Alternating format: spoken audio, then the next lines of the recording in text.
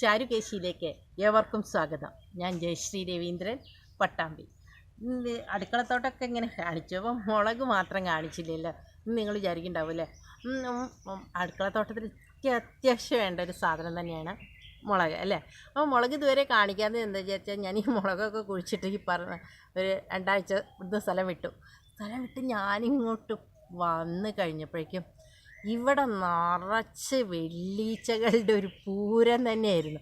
കാരണം എന്താ വെച്ചാൽ ആരും ശ്രദ്ധിക്കാനൊന്നുമില്ല, കുറേശ്ശെ നനച്ചിരുന്നവരൊക്കെ വന്നിട്ട് എന്നുള്ളതല്ലാതെ വേറൊന്നും ശ്രദ്ധിക്കുന്നില്ലല്ലോ. നിറച്ച് വെള്ളീച്ച, തക്കാളി, വഴുതന, മുളക് എല്ലാത്തിലും വെള്ളീച്ച അങ്ങോട്ട് വന്നങ്ങോട്ട് പൊതിഞ്ഞു.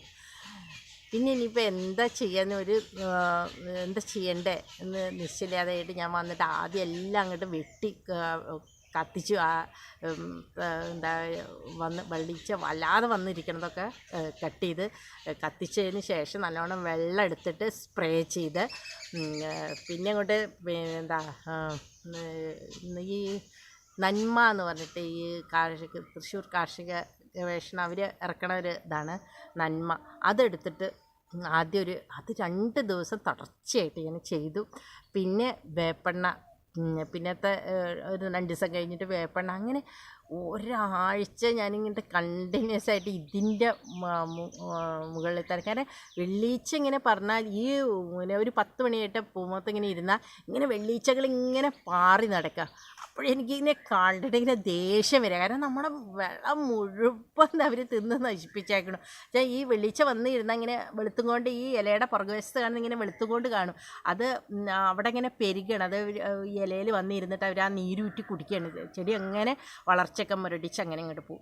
അപ്പം പിന്നെ ഞാനിങ്ങനെ ഒരു പാത്രത്തിലിങ്ങനെ നിറച്ച് ഇങ്ങനെ എണ്ണ തേക്കുക അതിൽ. എന്നിട്ടിങ്ങനെ ഇങ്ങനെ അടപ്പിന് ചില പിടിയുള്ള അടപ്പുകളുണ്ടല്ലേ, സ്റ്റീലിൻ്റെ.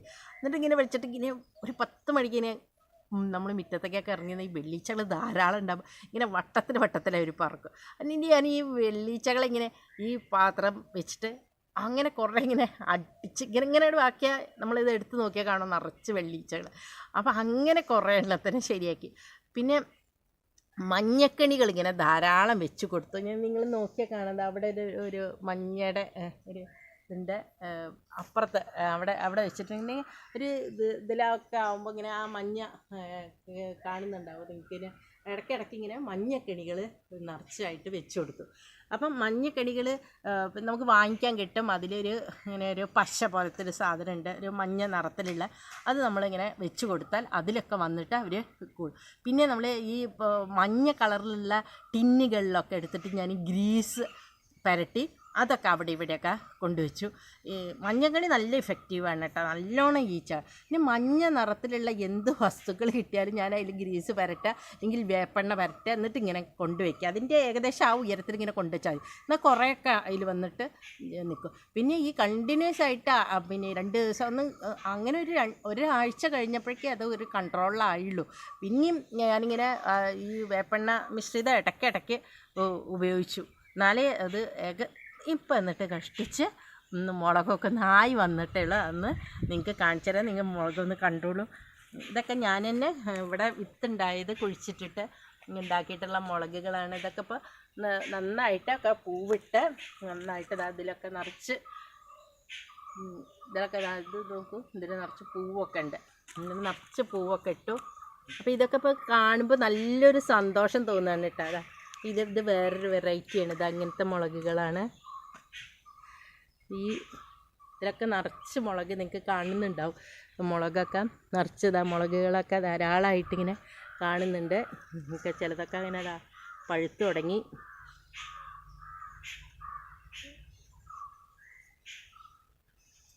അപ്പം നിറച്ച് ഇപ്പം ഇങ്ങനെ നോക്കിയാൽ കാണാൻ നിറച്ച് മുളകുണ്ട്. അപ്പം നിങ്ങൾ വിചാരിക്കും ഇത്ര അധികം മുളക് എന്തിനാന്ന് ചോദിച്ചാൽ, മുളക് ഇങ്ങനത്തെ മുളകൊക്കെ ആണെങ്കിൽ നമുക്ക് പിന്നെ കൊണ്ടാട്ടനൊക്കെ ആയിട്ട് ഉപയോഗിക്കാം.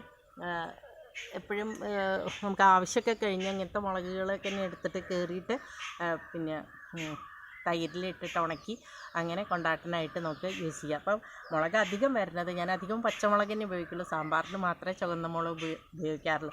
ബാക്കിയൊക്കെ ഈ പച്ചമുളക് തന്നെ നമ്മുടെ ഈ ഇവിടെ കാന്താരി എല്ലാ വെറൈറ്റിയുള്ള മുളകുകളും ഉണ്ട്. ബജ്ജി മുളകുകളൊക്കെ എല്ലാം ഉണ്ട്.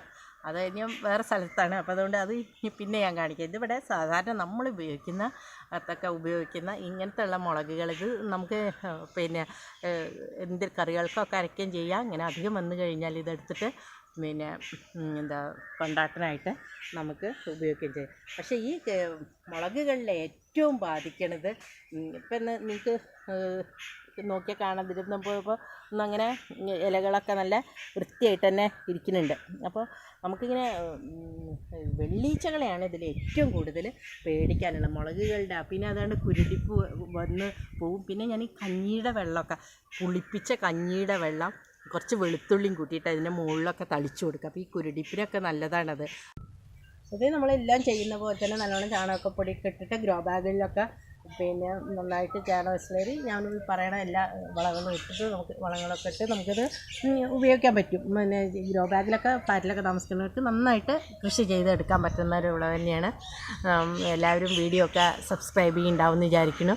അടുത്ത വീഡിയോ കാണുന്നവർ നന്ദി, നമസ്കാരം.